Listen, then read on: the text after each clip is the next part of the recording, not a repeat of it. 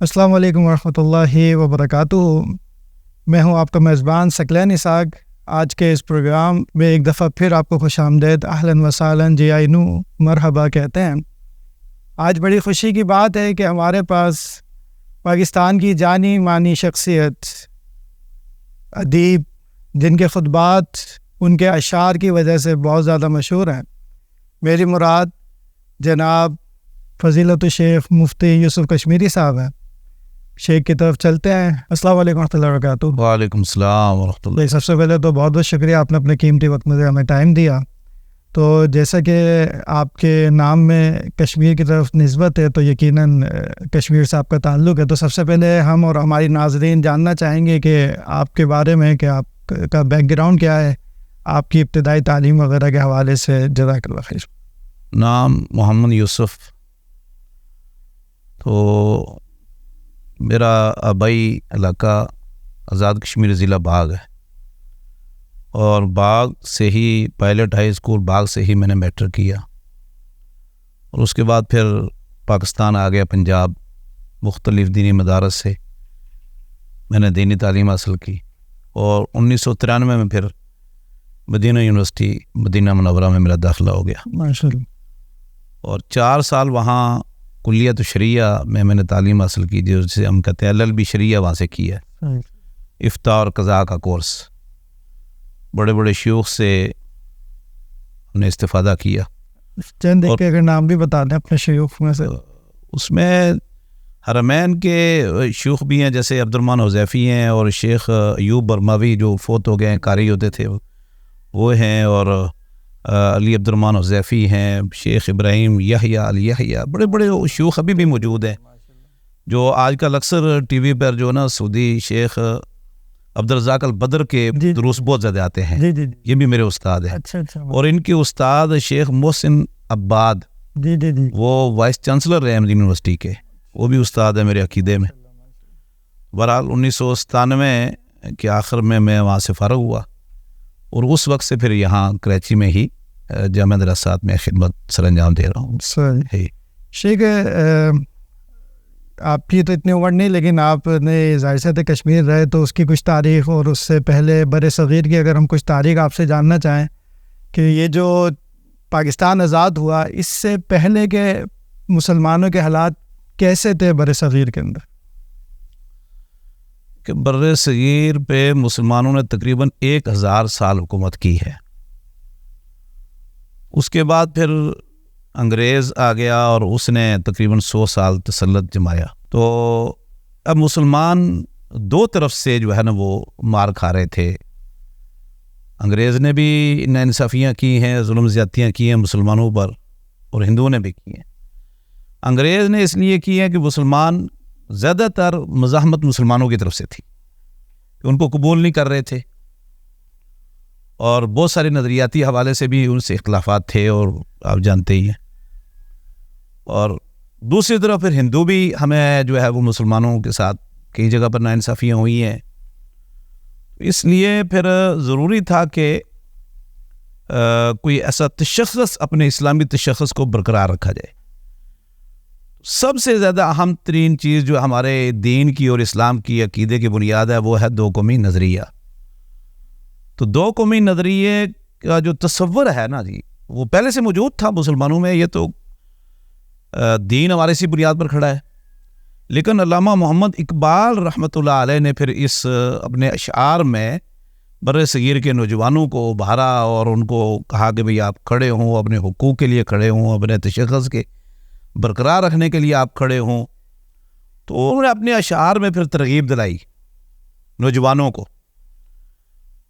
تو پھر 2 قومی نظریہ، بلکہ ایک وقت تھا کہ بر صغیر میں ہر طرف لا الہ الا اللہ محمد رسول اللہ کی گونج ہی جاری و ساری تھی۔ ٹھیک ہے جی شیخ، جیسے آپ نے کہا کہ 1000 سال بر صغیر پہ مسلمانوں کی حکومت رہی، تو یہ 2 قومی نظریہ یا انگریز کے آنے کے بعد زیادہ اس کی ضرورت محسوس کی گئی، کیونکہ اس سے پہلے تو مسلمان ہی ایک طرح سے غالب ایسی تھے؟ لیکن آپ اس لیے اگر بر صغیر کی تاریخ دیکھ لیں تو 1000 سال مسلمانوں نے حکومت کی، لیکن کیا مجال ہے کہ کسی ہندو کو زبردستی مسلمان بنایا ہو؟ دیکھیں نا 1000 سال حکومت کی ہے نا، تو ہندو آج بھی موجود ہے، سکھ بھی موجود ہے. یہ سمجھ لیں مسلمانوں کا احسان ہے ان پر، وگرنہ اگر چاہتے تو ان کو تو یا تو دربدر کر دیتے یا زبردستی مسلمان بنا لیتے. اتنی بڑی تعداد میں بر صغیر کے اندر مسلمانوں اور سکھوں اور دیگر مذاہب کی موجود ہے، حتیٰ کہ عیسائی موجود ہے. سمجھ آ رہی نا جی؟ تو لیکن جب آپ کو پتہ ہے جب ظلم ہوتا ہے تو قومیں اٹھتی ہیں.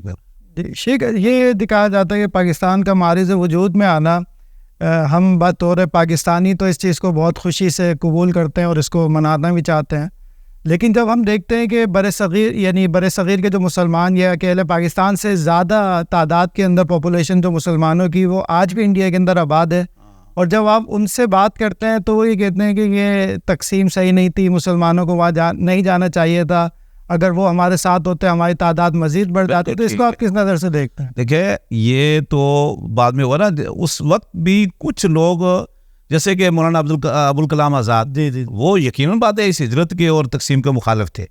ان کی تقاریر، ان کی گفتگو، سارے تحریک موجود ہے. اس کے علاوہ کچھ تھے، لیکن اس علیحدگی یا دو قومی نظریے کے جو حاملین تھے وہ بہت زیادہ تھے. سمجھ آ رہی نا جی؟ اب سارے ہجرت تو کر نہیں سکے، پاکستان تو چھوٹا سا ملک ہے اور سارے جانتے تھے. اچھا اب بہت سارے ایسے مسلم اکثریتی علاقے جو فیصلہ ہوا تھا کہ وہ پاکستان کے ساتھ ہوں گے، بعد میں وہ پاکستان کے ساتھ شامل نہ ہو سکے، یہ بھی ایک دھوکہ یہ سمجھ لو. تو اس لیے سارے ہجرت کر کے نہیں آ سکتے تھے. بہت بڑی تعداد، پاکستان سے زیادہ وہاں مسلمان ہیں، بہت سارے ہجرت نہیں کر سکے، کسی وجوہات کی بنیاد پر رہ گئے. لیکن نظریہ ان کا بھی یہی تھا کہ یقیناً بات ہے ایک ہمارا ایک الگ تشخص ہے اور ہم اسی صورت پر اسلام پر قائم رہ سکتے ہیں کہ ہمارے پاس ایک ایسا ملک ہونا چاہیے جہاں ہم آزادی کے ساتھ اسلام پر عمل کر سکیں. مثال کے طور پر دیکھ رہے ہیں ابھی بھی ٹھیک ہے، انڈیا میں بھارت میں مسلمانوں کو ہے کافی جگہ پر کاروبار ہے، سب کچھ کر رہے ہیں، لیکن اس کے باوجود سہمے ہوئے تو رہتے، سہمے ہوئے رہتے. مقبوضہ کشمیر کی حالت دیکھ لیجیے. پچھلے دنوں ایک تصویر ہمارے میڈیا پر، سوشل میڈیا سب پر آئی ہے، دیکھیے آپ نے کہ ایک صحافی ہے جو خاتون ایک بزرگ ہیں مقبوضہ کشمیر میں، تو وہ ان سے پوچھتی ہے کہ آپ جو ہے بتائیں کہ حالات کیسے ہیں. تو وہ کافی دیر بولنا چاہ رہے تھے کہ حالات کیسے ہیں، تو ادھر ادھر کافی دیکھ کے تو پھر خود ہی کہنے لگے کہ آپ دیکھ لیں حالات کیسے آپ کو پتہ ہے. تو پھر کہنے لگے نہیں آپ اپنے بتائیں نا. تو اس نے کہا بھائی سارا آپ کے سامنے ہے، ساری صورتحال اگر بولتے ہیں تو آپ پکڑے جاتے ہیں. تو بولا آپ کو کوئی ڈر ہے؟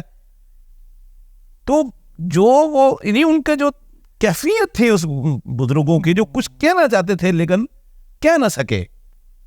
سمجھا رہے نا جی؟ جیسے علامہ اقبال نے کہا تھا نا، نہیں منت کشے تابے شنیدن داستہ میری، خاموشی گفتگو ہے بے زبانی ہے زباں میری. تو وہ کیفیت بنی ہوئی ہے.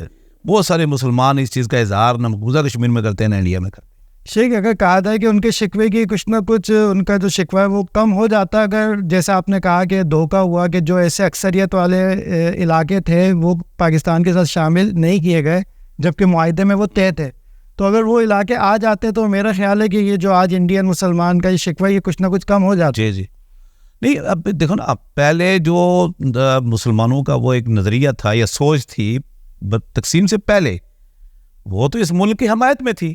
اب رہ کے پیچھے تو ان کی مجبوری ہے کہ وہ خاموش رہیں اور حمایت. اچھا اب مثال کے طور پر 3 سال قبل جو وہاں مسلمانوں کے یا نیشنلٹی کا مسئلہ بنا، شریعت، اب اس میں کئی مقررین نے بانگے دول یہ کہا، تقریریں کرتے ہوئے بھارت میں، جب مسلمانوں نے احتجاج کیا اور ان کو کہا گیا نکل جاؤ اور وہ دھمکیاں لگائی گئیں، تو کئی مقررین نے تقریریں کرتے ہوئے کہا کہ آج ہمیں یقین آ گیا کہ جناح کا جو تصور تھا، نظریہ درست تھا، ہم غلطی پر تھے.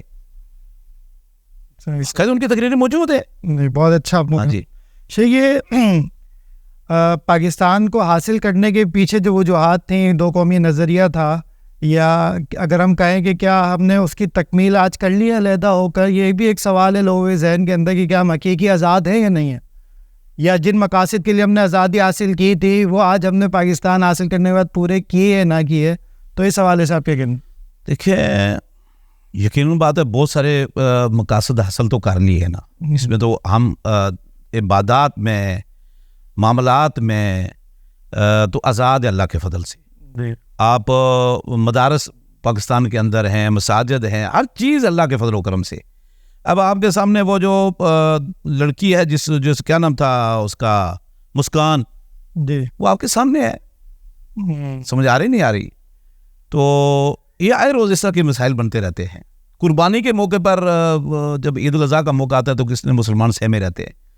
تو ہمارے ملک میں اگر آزادی تو ہے، لیکن اگر کچھ مقاصد ہم حاصل نہیں کر سکے تو وہ اس میں ہمارا اپنا منفی رویہ ہے نا، ہمارا اپنا کردار درست نہیں ہے، لوگ یہاں کے لوگوں کا درست نہیں ہے.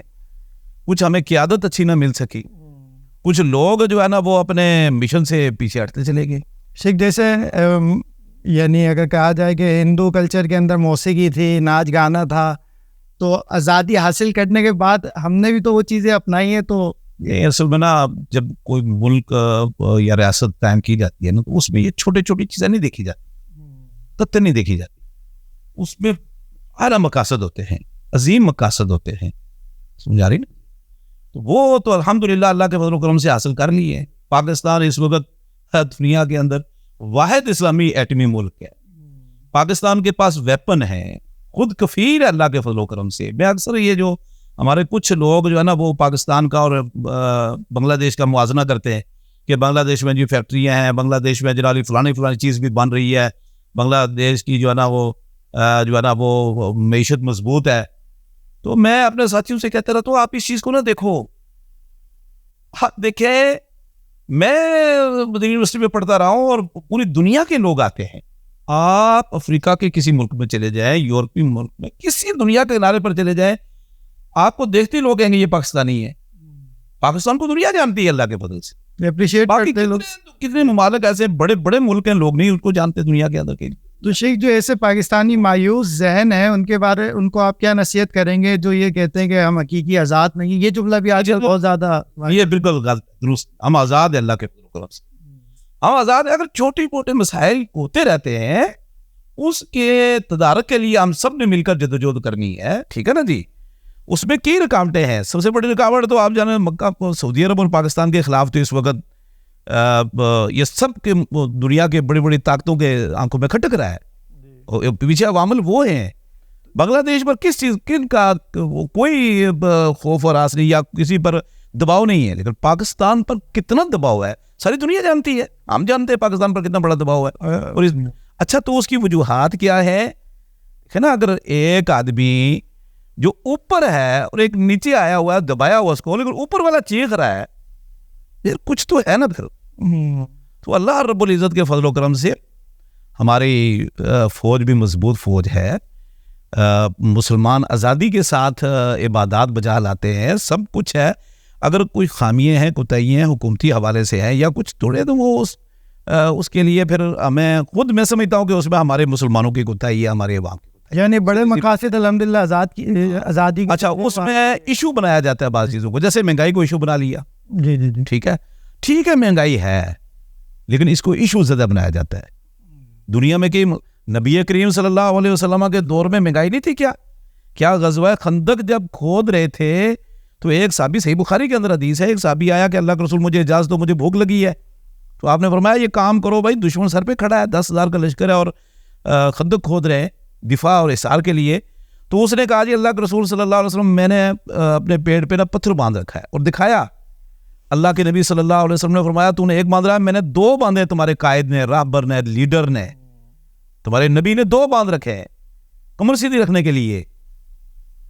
تو باقی مسلمانوں کی کیفیت آپ کے سامنے ہے، لیکن انہوں نے صبر کیا ہے اور مشن پر کھڑے رہے ہیں. اصل ہدف جو ہے نا وہ سامنے رکھنا چاہیے. بالکل شیخ، جزاک اللہ خیر. شیخ یہ ایک ہمارے جو مذہبی طبقہ ہے ان کے اندر ایک تشویش ہوتی ہے، اس حوالے سے میں سوال کرنا چاہوں گا کہ یہ جو یوم آزادی ہم مناتے ہیں کیا یہ شریعت کے منافی کام تو نہیں؟ کیونکہ غزوہ بدر تھی، فتح مکہ تھا اور دیگر فتوحات مسلمانوں کو حاصل ہوئیں جن کو منایا نہیں گیا. تو اس حوالے سے آپ کیا جواب دیتے ہیں؟ دیکھیں یہ جو یوم آزادی ہے یا اس کو ہم لوگ جشن آزادی بھی کہتے ہیں. جی جشن کا لفظ تو بہرحال درست نہیں ہے.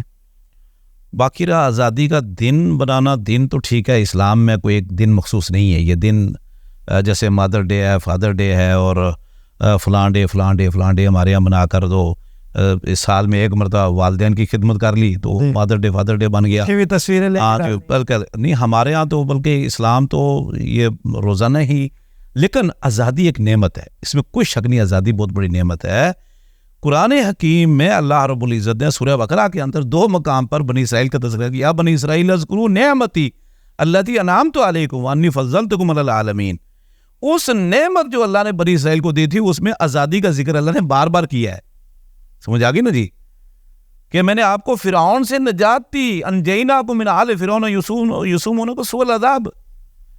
تو اچھا، پھر اللہ کے نبی صلی اللہ علیہ وسلم جب مدینہ تشریف لائے ہجرت کر کے، تو یہودیوں سے پوچھا بھائی تم نے روزہ کیوں رکھا ہے 10 محرم کو؟ تو بولا اس دن تو اللہ رب العزت نے فرعون کو غرق کیا تھا اور موسیٰ علیہ السلام کو اللہ نے نجات دی تھی. تو اس شکرانے کا ہم روزہ رکھ رہے ہیں کہ اللہ نے موسیٰ علیہ السلام کو السلام اور بنی اسرائیل کو آزادی کی نعمت سے مالا مال کیا تھا اس دن 10 محرم کو.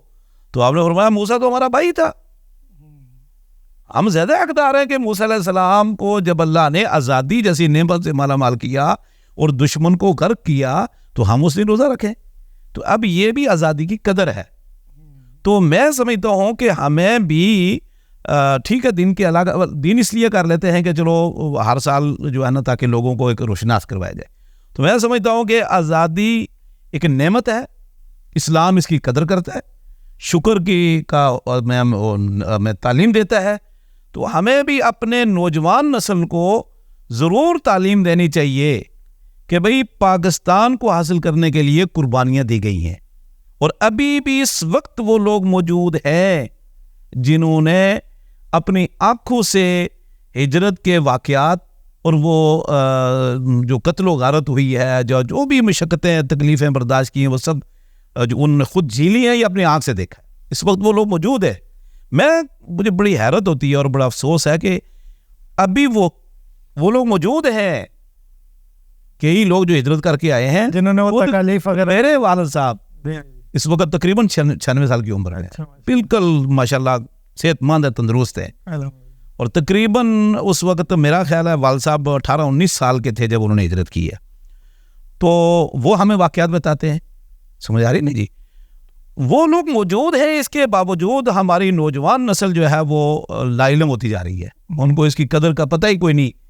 سمجھ آ رہی نا جی؟ یعنی 14 اگست اگر کوئی اس لحاظ سے مناتا ہے کہ قربانیاں اور مقاصد یاد کرنے بالکل ایسے دین پر جمع رہے، منائے نا، ٹھیک ہے ایک دن آگے کر لیں، پیچھے کر لیں، اس مہینے میں کر لیں، اس کے علاوہ بھی کر لیں، لیکن ہمیں اپنے دروس میں، تقریروں میں، اپنے مضامین میں، اپنی تعلیم میں یہ چیز ضرور شامل کرنی چاہیے کہ آزادی کی قدر اور اس کے لیے کیا قیمت ادا کی گئی. یہ ترن والا نہیں تھا، نہ تھالی میں رکھ کر ہمیں آزادی دی گئی، اس کے لیے قربانیاں پیش کی گئی ہیں.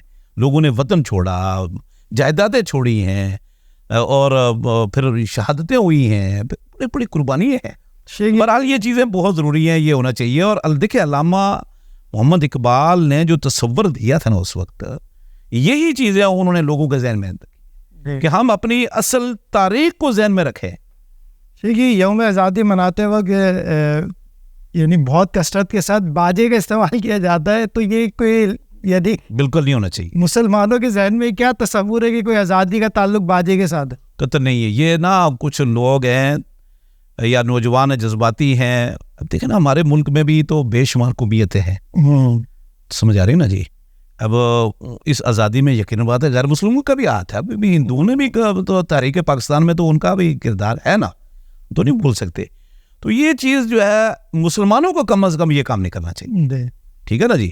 کہ بھائی وہ موٹر سائیکل کے سلسلے نکال لیے اور وہ جو آوازیں نکالتے جا رہے ہیں، بازی ہے، اور لوگوں کو پریشان کرنا، ہاں وہ کرنا، ٹھیک ہے. تو یہ اس کی قدر و قیمت بتائی جائے، یعنی اور اسلام کے ساتھ جوڑا جائے. شکر ادا کرنے کی بجائے وہ لوگ وہ کام کر رہے ہیں، موسیقی کا استعمال کر رہے ہیں، باجے بجا رہے ہیں اور لوگوں کو تکلیف دے رہے ہیں کہ جو نعمت کا شکرانہ ادا کرنے کے منافی ہے. بالکل ایسے ہی ہے جی بالکل، جزاک اللہ. اچھا شیخ، ایک یہ تو سب جانتے ہیں کہ قائد اعظم کا اس تحریک کے اندر اور پاکستان کی آزادی میں بہت بڑا کردار رہا. اور ساتھ میں ہم نے کتابوں میں یہ بھی پڑھا کہ علامہ اقبال کا بھی اس میں بڑا کردار رہا، لیکن ان کی وفات اور پاکستان کی آزادی میں تو کافی تصور، ان کو کہتے ہیں مصور پاکستان. جی جی جی. یہ دو قومی نظریہ ہے، یا مسلمان کا ایک الگ تشخص ہے، الگ ایک عقیدہ ہے، ایک دین ہے. یہ سب چیزیں علامہ محمد اقبال، چونکہ وہ ایک بہت بڑا مفکر تھا، وہ انگریزوں کے پاس بھی جا کے پڑھ چکے، ان کے ملکوں میں گئے ہیں، سمجھ آ گئی نا جی. لندن میں انہوں نے تعلیم حاصل کی ہے، اور بڑی گہرائی سے انہوں نے انڈیا کے حالات کا بھی وہ جائزہ لیا، وہاں کے لندن اور دیگر ممالک کا بھی جائزہ لیا، اور اس نتیجے پر پہنچے کہ یقیناً بات ہے مسلمان کب تک سوئے رہیں گے. تو یہ جو تصور ہے صرف علامہ اقبال نے ایک تصور دیا، ساتھ علماء کرام موجود تھے. اب 1857 کی جو اب تحریک ہے اس میں ٹھیک ہے ہندوؤں کا بھی کردار ہے، اس میں کوئی شک نہیں، لیکن 1857 کے جنگ آزادی یا تحریک جو چلی، اس میں سب سے زیادہ سزائیں کس کو ملی؟ مسلمانوں کو ملی، اور مسلمانوں میں بھی علماء کرام کا تذکرہ زیادہ آتا ہے. تو وہ ہراول دستے میں تھے یہ لوگ. تو یہ قائد اعظم کی جو جدوجہد ہے وہ تو ہم تقریباً ہماری نوجوان نسل جانتی ہے. میں اصل یہ جاننا چاہتا ہوں کہ علامہ اقبال اور قائد اعظم کے آپس میں کوئی ربط، ملاقات یا اس طریقے کی کوئی معاملات؟ تو انہوں نے مل کر کام کیا ہے. اچھا. صرف یہ وہ آزادی سے پہلے فوت ہو گئے. صحیح. ہاں، تو دونوں نے مل کر یہ کام کیا ہے. تصور زیادہ ان کا ہی تھا. انہوں نے ایک لیڈر تھے محمد علی جناح، ان کو آگے کیا، سیاسی لیڈر تھے. یعنی جتنی جدوجہد قائد اعظم کی تھی اتنی علامہ اقبال صاحب. میں سمجھتا ہوں کہ نوجوانوں کو تیار کرنا، ایک تصور دینا، ایک سوچ دینا، یہ دیکھیں نا، اصل چیز یہ نہیں ہوتی کہ قربانی دینے کے لیے لوگ تیار کرنے ہیں. وہ لوگ کس نے تیار کیے ہیں؟ وہ علامہ محمد اقبال نے تیار کیے ہیں، علماء کرام نے تیار کیے ہیں. تو اگر یوں کہا جائے کہ قائد اعظم کو بھی ترغیب دلانے والے علامہ اقبال تھے تو یہ غلط تو نہیں ہوگی بات؟ واللہ عالم. اشعاری سے نہیں، ترغیب تو ہے، لیکن یہ ذہن تو پہلے سے ہی موجود تھا. صحیح. تو پہلے سے موجود تھا کہ مسلمانوں کو کب تک مسلمان اس طرح رہیں گے؟ ضرور کوئی ایسا، کیسی ریاست، کوئی ایسا ملک ہونا چاہیے جہاں اسلام نافذ ہو اور آزادی کے ساتھ اسلام پر عمل کریں. ٹھیک ہے نا جی. تو یہ اب ہم جاننا چاہیں گے کہ علامہ اقبال رحمہ اللہ نے جو تصور دیا، ان کے کچھ اشعار اگر آپ کو مستحضر ہوں، کیونکہ آپ کے بارے میں سنا ہے ماشاء اللہ، آپ کو بہت اشعار موقع کی مناسبت سے مستحضر ہوتے ہیں. زیادہ تر دیکھیں، زیادہ تر اس نے جو مسلم نوجوانوں کو نا زیادہ مخاطب کیا ہے، اور تقریباً انہوں نے اپنے اشعار میں مسلمان نوجوانوں کو تشبیہ دی ہے شاہین کے ساتھ. جی جی جی. سمجھ آ گئی نا جی. جیسے وہ کہتے ہیں، نہیں تیرا نشیمن کسر سلطانی کے گنبد پر، تو شاہی ہے بسیرا کر پہاڑوں کی چٹانوں پر. اے نوجوان مسلم، تدبر بھی کیا تو نے، کیا وہ کیا گردو تھا جس کا ٹوٹا ہوا تارا. تو اس طرح یہ وہ کہتے ہیں، میں تجھ کو بتاؤں تقدیر امم کیا ہے، شمشیر و ثنا والتعسر و بابا خر. تو یہ پھر شاہین کے ساتھ، سمجھ آئی نا جی. جو جیسے وہ کہتے ہیں کہ وہ فریب خوردہ شاہی جو پلا ہو کرگسوں میں، کرگس کہتے ہیں چیل کو، وہ فریب خوردہ شاہی جو پلا ہو کرگسوں میں، اسے کیا خبر کہ کیا ہے راہ اور رسم شہبازی. کہ تب کب تک آپ کرگسوں کے اندر رہو گے؟ اٹھو اور اونچی پرواز کرو. ٹھیک ہے نا جی. پھر شاہین کی پرواز کا پھر انہوں نے تذکرہ بہت زیادہ کیا ہے کہ شاہین، ہاں جی، دنیا کا کس طرح کا اس نے کہا تھا کہ علامہ اقبال کا شعر ہے جی، پرندوں کی دنیا کا درویش ہوں میں، یہ شاہی بناتا نہیں آشیانہ.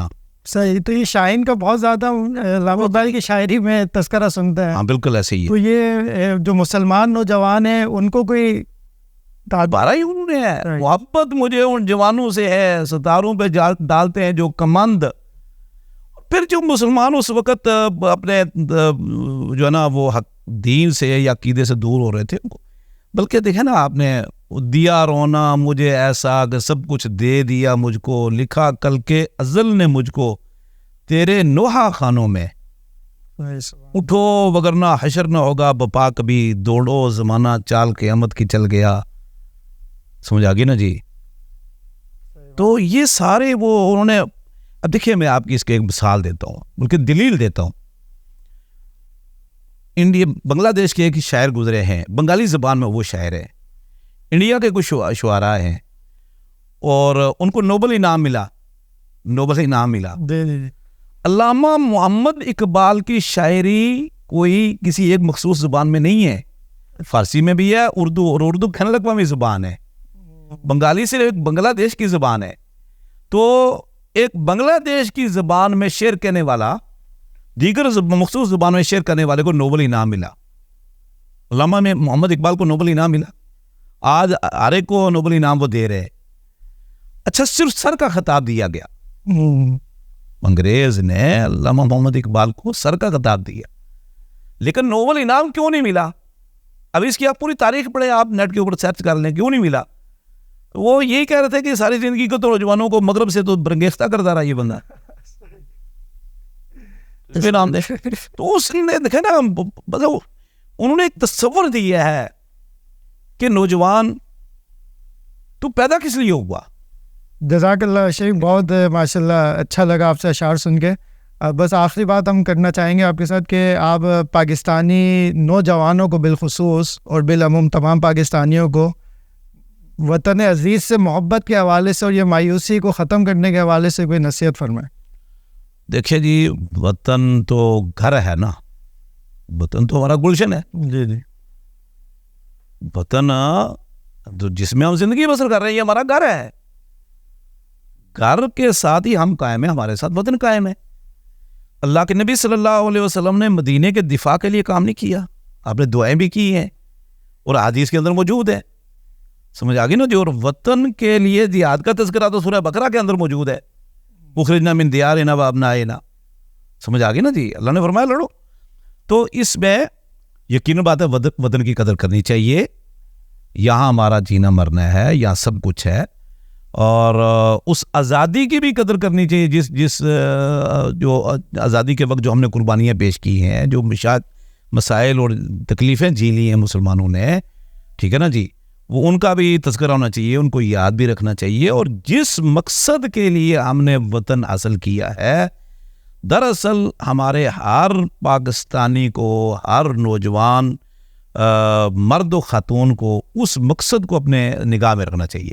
دیکھیں، جو قومیں اپنے مقصد کو بھول جاتی ہے نا، فراموش کر دیتی ہے یا تاریخ کو بھول جاتی ہے، ان کو مٹانا آسان، بہت آسان ہے، مشکل نہیں ہے۔ تو آج ہمیں ہمارے مقصد سے ہی ہٹایا جا رہا ہے۔ دیکھ لیں، دو قومی نظریے کے خلاف بڑی سازش ہو رہی ہے، اور یہ کہا جا رہا ہے کہ دو قومی نظریہ تو اس وقت مقصود ہی نہیں تھا۔ حالانکہ میں آپ کو ایک واقعہ بتاؤں، علی گڑھ کالج میں گئے محمد علی جناح، یونیورسٹی میں طالب علم مسلمان بھی تھے، غیر مسلمان سارے موجود تھے۔ تو جب آمد پہ سارے مسلمان اور ہندو وہاں اکٹھے ہوئے تو ایک ہندو نے اٹھ کر سوال کیا کہ بھئی آپ جو دو قومی نظریہ کی آپ نے رٹ لگا رکھی ہے، تو ہماری شکلیں ایک جیسی، ہماری تہذیب ہے، ثقافت ہے، کلچر ہے، ہمارے باپ دادا ایک جیسے تھے، آپ اگر مسلمان ہوئے تو باپ دادا ہوتے ہندو سکھ تھے، ہماری زبان ایک، سب کچھ ایک، تو آپ کیوں دو قومی نظریہ کے، آپ نے کیا فرق ہے ہمارے اور آپ کے اندر؟ تو محمد علی جناح جو تھے نا، قائد اعظم محمد علی جناح، تو وہ خاموش رہے۔ انہوں نے کہا جی پانی لاؤ۔ مسلمان پریشان ہو گئے، نوجوان اسٹوڈنٹس، تو ہندو خوش ہو گئے کہ شاید ان کا وہ جو ہے نا وہ اور خشک ہو گئے، تو انہوں نے پانی منگوایا، اور پانی منگوا کے تو پیا پانی، اور گلاس آدھا جو ہے نا وہ ہندو لڑکوں کو آ کے آپ پانی پیئے۔ انہوں نے کہا بھائی ہم تو نہیں پیتے، مسلمان کا جھوٹا۔ تو مسلمان نوجوانوں سے ابھی ادھر انہوں نے کہنا نہیں چاہا، تو مسلمان نوجوان سارے اٹھے، انہوں نے کہا جی میں پیوں گا، کہتا میں پیوں گا، اور پیا انہوں نے۔ اس نے کہا بھی یہ دو قومی نظریہ ہے، اور یہ لوگ ابھی بھی موجود ہیں اس وقت کراچی کے اندر جو چشم دید گواہ ہیں اس واقعے کے۔ ماشاءاللہ شیخ، یعنی دو قومی نظریہ تو حقیقت بنیاد ہے اسلام۔ جی، یعنی ہم اپنے نوجوانوں کو یہ نصیحت کرتے ہیں کہ دو قومی نظریے کو نہ بھولیں، اور اس کی بنیاد پر پاکستان سے محبت۔ بالکل، جس مقصد کے لیے پاکستان بنا، وہ مقصد اگر ادھورا بھی ہے نا، اس میں ہماری ہی کوتاہی ہے، ہمیں اصل مشن سے، ہدف سے پھیرا جا رہا ہے، اور ہم جو ہے نا لا علمی میں شکار ہو رہے ہیں دشمن کے۔ شیخ بہت بہت شکریہ آپ کے ٹائم کا، جزاک اللہ خیر، بہت اچھا اور شاندار اور علمی ماشاءاللہ یہ ہماری مجلس رہی۔ اللہ تعالیٰ سے دعا، اللہ تعالیٰ شیخ کا آنا اور ہمارا یہ پروگرام کرنا اپنی بارگاہ قبول فرمائے۔ اللہم طاہر قلوبنا من النفاق واعمالنا من الریا والسنتنا من الکذب واعیننا من الخیانة فانک تعلم خائنة الاعین وما تخفی الصدور۔ سبحان ربک رب العزت عما یصفون وسلام علی المرسلین والحمد للہ رب العالمین.